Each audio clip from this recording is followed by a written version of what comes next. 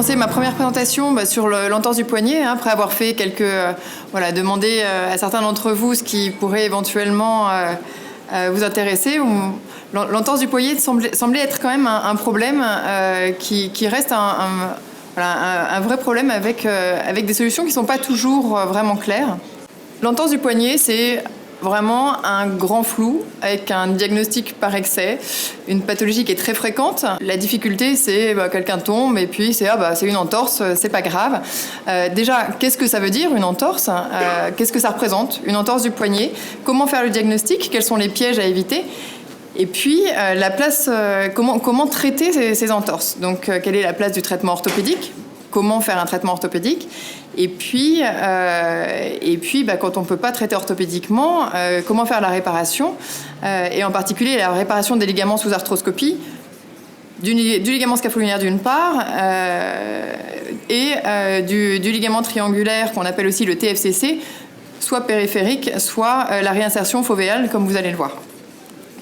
Donc, c'est une pathologie très fréquente, mais qu'est-ce que c'est qu'une entorse ? Une entorse, c'est une élongation ou une rupture d'un ligament. Le patient tombe, le ligament va se déchirer ou s'allonger, et en pratique, généralement, ça va être un traumatisme en hyperextension. Quand on a une élongation, c'est ce qu'on va appeler une entorse bénigne, et si on a une rupture du ligament, on va être sur une entorse grave.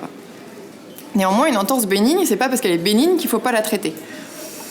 Donc, on a 8 petits os dans le carpe, donc le scaphoïde, qu'on connaît assez bien, le lunatum qui est juste à côté, vous avez le trichétrome qui est ici, et en avant le pisiforme qui est juste en avant, que vous sentez bien.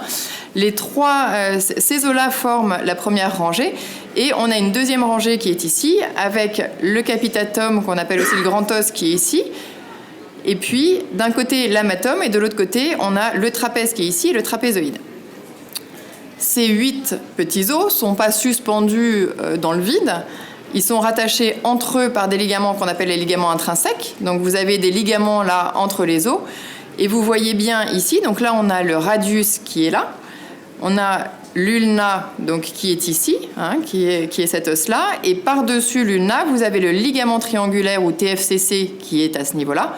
Vous avez le scaphoïde, le lunatum et le trichétrome. Et entre ces os, vous voyez bien qu'on a des ligaments qui les maintiennent, qui sont les ligaments ici scapholinaires et le ligament lunotrichétral à ce niveau-là. Et derrière, vous avez la deuxième rangée avec la tête du capitatum que vous voyez ici, le trapèze et le trapézoïde et l'amatome qui est là. Et puis par-dessus tout ça, on a la capsule articulaire et les ligaments extrinsèques qui sont en dorsal, le ligament dorsal radiocarpien et le ligament dorsal intercarpien qui est ici. Tout ça, ça nous permet de maintenir ces structures. Et en avant, vous avez plein de ligaments qui maintiennent tous ces petits os. Tout ça pour vous dire qu'il y a plein de ligaments et qu'une entorse, c'est pas une entorse, un truc un peu nébuleux, on ne sait pas ce que c'est, on ne sait pas quoi faire, et puis c'est pas grave. Donc, le patient, généralement, tombe, il y a un traumatisme, mais pas toujours. On peut avoir une entorse sur des mouvements répétitifs, etc. Mais souvent, on a un traumatisme.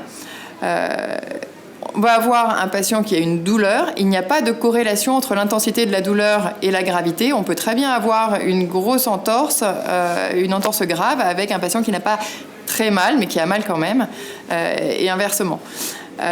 On peut avoir éventuellement une ecchymose. On a souvent un œdème quand on est juste après le traumatisme. Il n'y a généralement pas de déformation, il n'y a pas de déformation, et on va avoir une douleur à la pression. Alors, en fonction de l'entorse et du ligament qui est lésé, vous allez avoir une douleur au niveau du ligament scapholinaire, si c'est une lésion du ligament scapholinaire. Vous allez avoir une entorse en regard du lunotrichétral, ou une douleur qui va être située soit juste en dessous de l'ulna, soit sur le côté au niveau de l'insertion fovéale. On va revoir ça. Les douleurs sont souvent sont déclenchées pour une lésion du scapholinaire ou du lunotrichétral sur les mouvements de flexion-extension. Pour une lésion du TFCC, ça va être plutôt les mouvements de pronosupination ou en inclinaison ulnaire, et puis on va retrouver une laxité. Dès qu'on a une entorse, on va faire une radiographie, le poignet face profil, mais aussi face point fermé et les inclinaisons radiales et ulnaires. Et là, on va pouvoir voir éventuellement des os qui s'écartent. Alors évidemment, quand le patient a mal, c'est pas toujours facile de faire tous ces examens. Les pièges à éviter, ben là vous voyez la fracture du pôle proximal du scaphoïde qu'on retrouve ici. Évidemment, c'est pas une entorse. Vous avez une fracture au niveau de l'extrémité inférieure du radius. Sur la radio, on peut éventuellement ne pas la voir. Là, luxation rétrolunaire du carpe. Vous voyez que le lunatome, qui est cet os qui a une forme de lune, hein, c'est pour ça qu'il s'appelle le lunatome, qui passe en avant, qui est une position absolument anormale. Normalement, ce lunatome, ici, sur cette fossette arrondie, ça se loge au-dessus du capitatum, ici. Et cette partie du lunatome répond au radius à ce niveau-là. Donc ça, évidemment, c'est pas une entorse ou c'est un stade gravissime d'entorse, et il faut bien évidemment remettre ça en place. Donc, ce qu'il faut surtout éviter, c'est de négliger une entorse en se disant c'est rien, on va mettre une petite bande. Une bande, c'est pas un traitement. Ça ne permet pas à un ligament de cicatriser. Pour qu'un ligament cicatrise, il faut l'immobiliser pour que le ligament ne bouge pas, qu'il soit en bonne position et qu'il puisse cicatriser. Les lésions triangulaires ou TFCC, c'est totalement différent. Avoir une douleur qui va être au niveau du bord ulnaire du poignet, qui va être déclenchée dans les mouvements de pronosupination et en inclinaison ulnaire. On va retrouver éventuellement une laxité entre le radius et l'ulna. Et la douleur va être soit en distalité de l'ulna, soit au niveau de l'insertion fovéale du TFCC sur le côté.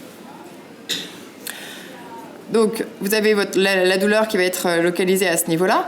Le TFCC, c'est un ligament qui est un petit peu compliqué à comprendre et on a beaucoup progressé grâce à Toshi Nakamura sur la connaissance de ce ligament grâce à ses études anatomiques et on a vu qu'en fait, c'est pas juste un tissu triangulaire, mais qu'on a effectivement une forme triangulaire, mais qui s'insère en profondeur au niveau de la fovea à ce niveau-là et ça nous a permis de comprendre pourquoi quand on réparait des lésions périphériques, ça n'allait pas forcément toujours bien après, parce qu'en fait, cette insertion fovéale est primordiale et si le ligament n'est pas attaché au niveau de la fovea, on va garder la laxité puisque il n'y aura pas d'attache vraiment de stabilité entre l'ulna et le radius. Et donc, on a ici un ligament palmaire et un ligament dorsal qui sont les deux structures les plus importantes. Au milieu, c'est une structure qui n'est pas vascularisée et qui n'a aucune importance fonctionnelle. Quand vous avez un petit trou central, perforation centrale dégénérative du TFCC, ça ne pose aucun problème. Ce n'est pas grave, il n'y a pas besoin de le traiter. Ce qui est embêtant, c'est si on a une lésion au niveau antérieure ou dorsale dans ces deux ligaments qui sont fonctionnellement importantes ou au niveau de l'insertion fovéale. Donc, une classification a été établie par Atsai et par l'EWAS, qui est la Société européenne d'arthroscopie, qui a un but assez fonctionnel. En fait, soit on a une lésion distale, et en général, on n'aura pas trop d'instabilité, soit on va avoir une lésion qui va être proximale au niveau de l'insertion, soit on va pouvoir avoir une lésion complète, c'est totalement déchiré à ce niveau-là, soit une lésion massive. Et les implications au niveau de la chirurgie, c'est que si on a une lésion qui va être distale ou périphérique, on va pouvoir faire une suture. Si on a une lésion proximale ou une désinsertion complète, on va mettre un système d'encre et on va pouvoir réinsérer notre TFCC dans l'os.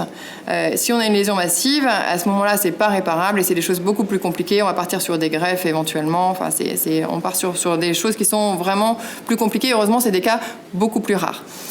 Donc, là encore, on ne va pas voir grand-chose à la radiographie. On va plutôt voir à l'arthroscanner. Et ici, vous voyez un TFCC qui est normal, qui s'insère. Donc là encore, c'est pareil. On injecte un produit de contraste et le produit de contraste ne passe pas à travers le TFCC. Sauf si vous avez une perforation centrale. Ça, c'est pas grave. Mais si vous avez une lésion périphérique, vous allez également voir un passage de produit. Ou si vous avez une désinsertion fovéale, on va le voir à ce niveau-là. Et vous voyez ici votre TFCC, et vous voyez qu'il n'est pas continu avec son insertion au niveau de la fovea. On a un passage de produit de contraste, on a une grosse lésion. Et ça, c'est pathologique. On peut également faire une IRM pour diagnostiquer ça. Là encore, dans tous les cas, de toute façon, il faut des radiologues qui connaissent bien.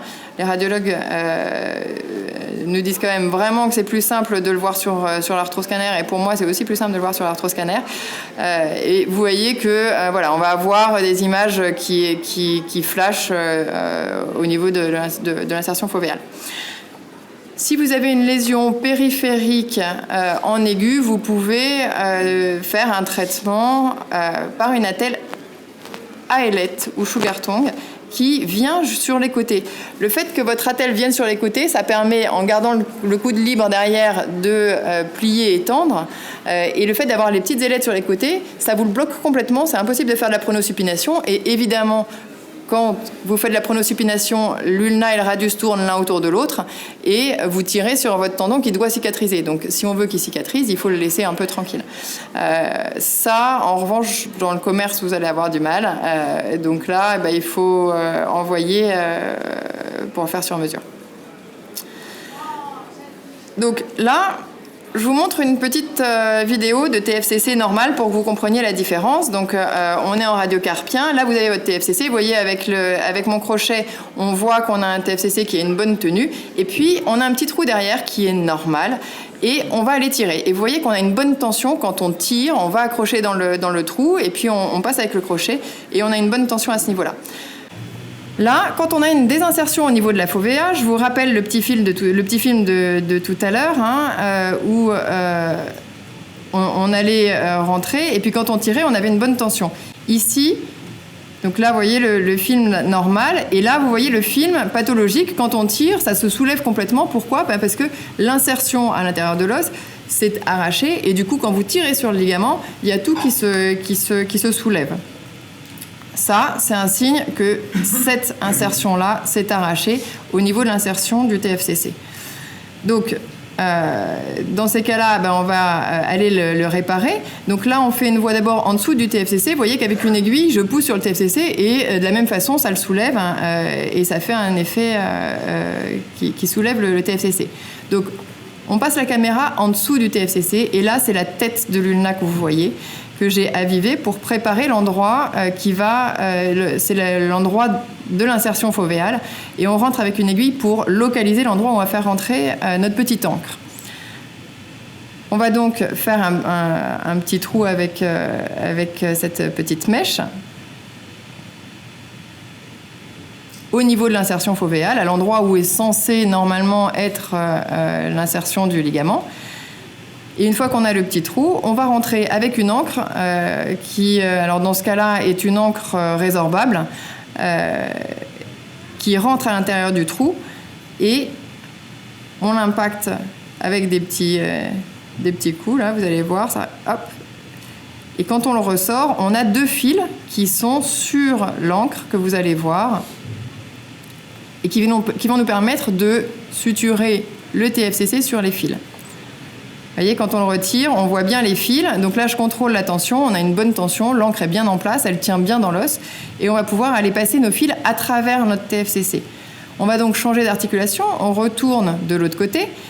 Et puis là, on va passer, grâce à une aiguille, les fils à travers le TFCC. Ces fils sont donc ancrés dans l'os en dessous du TFCC. Et on va passer un fil.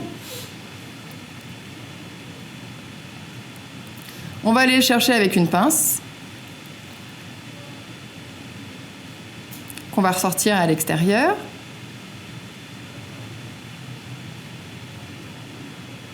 Donc évidemment, il faut tirer sur l'aiguille, sinon on coupe le fil, et ça, c'est pas très bon.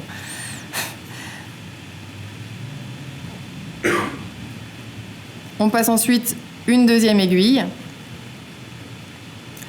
Et comme je vous ai dit tout à l'heure, c'est en forme de V, et vous avez deux ligaments qui sont importants, un qui est palmaire, l'autre qui est dorsal. C'est pour ça qu'on passe une aiguille en dorsale et l'autre en palmaire, de manière à être dans les structures qui sont fonctionnellement utiles et solides. On va ensuite, avec une pince, aller chercher le deuxième fil, donc qui est lui en dorsale.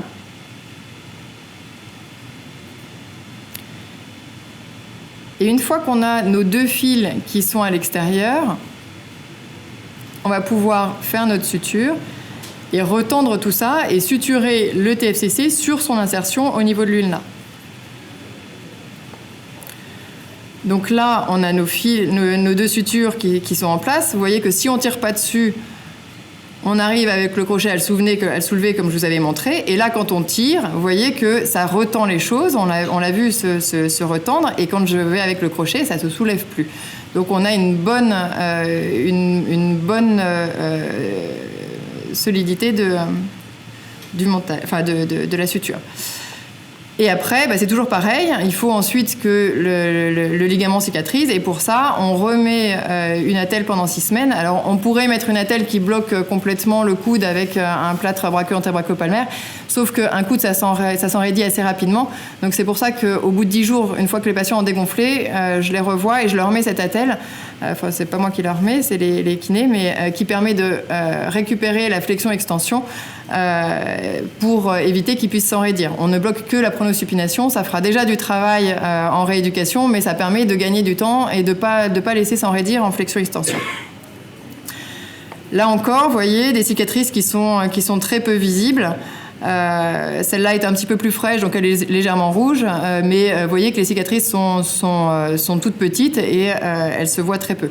Donc évidemment, au sortir des 6 semaines, on fait de la rééducation. Sur une réinsertion fovéale, c'est un petit peu plus long que sur un scapholulaire ou sur un lunotriquetral. Néanmoins, les patients récupèrent très bien avec une récupération des amplitudes qui est très bonne. Là, c'était une étude rétrospective sur des patients opérés entre 2007 et 2010 qu'on avait publié. 157 lésions du TFCC, là encore 2 tiers d'hommes. L'âge moyen était de 36 ans, c'est toujours beaucoup de patients sportifs, 129 cas de sportifs, 35 de haut niveau. Il y avait beaucoup d'escrime, de tennis et de golf, des sports où on a beaucoup de mouvements de pronosupination. Le délai moyen entre l'accident et la chirurgie était de 21 semaines. Et il y avait donc 91 lésions périphériques, 21 lésions proximales et 44 lésions complètes, mais globalement on avait 65 lésions qu'on a réinsérées et une lésion massive. Vous voyez que la récupération des amplitudes articulaires est tout à fait satisfaisante et très proche du côté controlatéral. On a une récupération de la force qui est également tout à fait satisfaisante et les patients ont tous pu reprendre le sport et récupérer leur niveau. Le score fonctionnel est tout à fait satisfaisant avec un Mayory score de 90 et les patients n'avaient pas de douleur au dernier recul. En pratique, il ne faut pas négliger une entorse du poignet. Une entorse du poignet, il faut la traiter. Si vous avez une entorse bénigne, on peut, sans chose évidente sur la radiographie, on peut faire un traitement par attelle si vous la prenez rapidement en charge.